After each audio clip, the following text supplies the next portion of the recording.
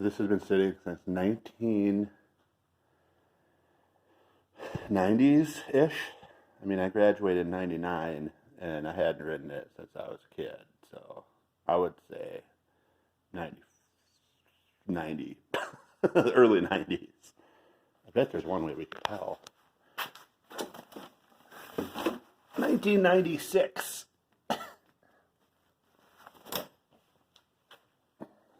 But, as you can tell, it is in mint condition. I mean, look at that seat.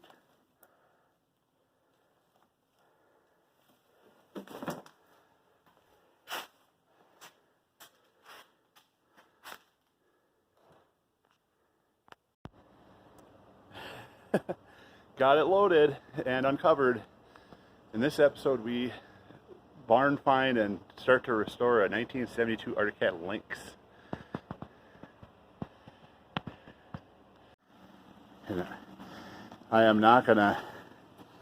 didn't film the loading it, and as you can tell, I'm super winded. We'll do more of a walk around on this thing later, but as you can tell, it hasn't been driven since 1996 when I was 16 years old, and probably very little after I was like 12, 14 years old. But it is minty. I mean, look at that seat.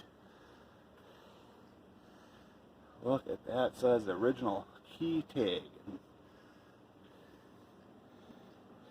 Needs a couple of handles. Those are always the first thing to go when you get rear-ended by your buddies.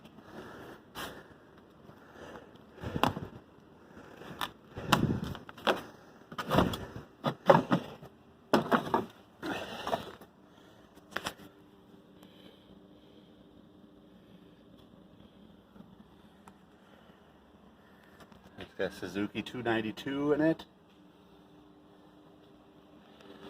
And it had been sitting since 1996.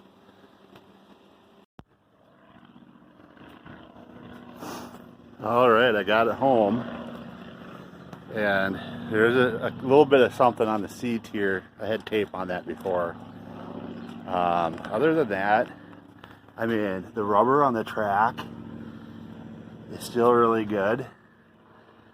There's some rust, but I mean, even the sliders on the drivetrain and the wheels and everything. I mean, I think this thing is going to be drivable.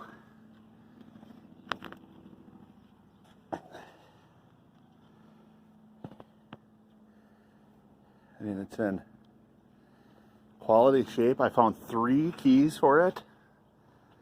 The keys are there. It's got choke. And one thing I didn't get into before is the motor. It's got a 292 Kawasaki, or Suzuki, excuse me, Suzuki engine on it. The Arctic Cat used in 1972. It's got electric start. So you turn the key and it starts without having to pull.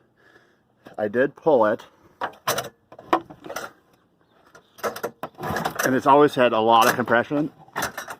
But it does turn over.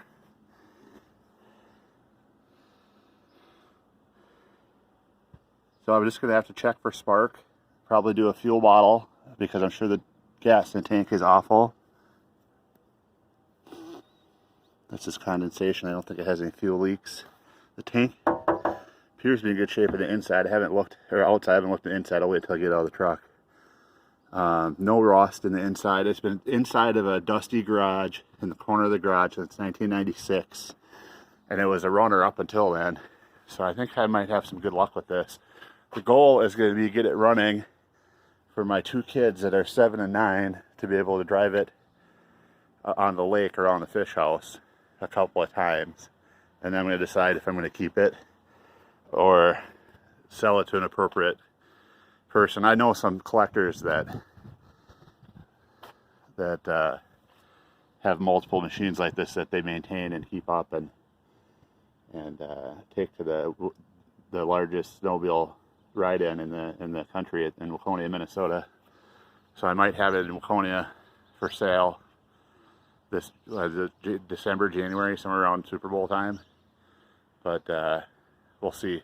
I'm kind of attached to it, as you can tell. The fact that I drug it all the way 350 miles later and I'm still this excited, I don't know. We'll have to see. Stay tuned.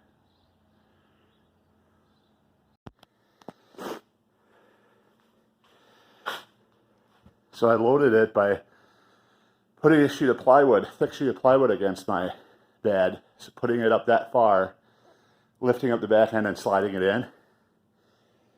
Sorry, I'm a little out of breath. And then unloading it, I had 2 ramps. And the skis are almost as the width of the tunnel, because it's so narrow. But I put the ramps on either side of the track. So the tunnel slid down the ramps, the skis slid down the ramps, and it actually worked. I wasn't going to deal with the camera, because I figured it might fall out and break. But now that I got this far, I thought I'd share. Can't believe it's working.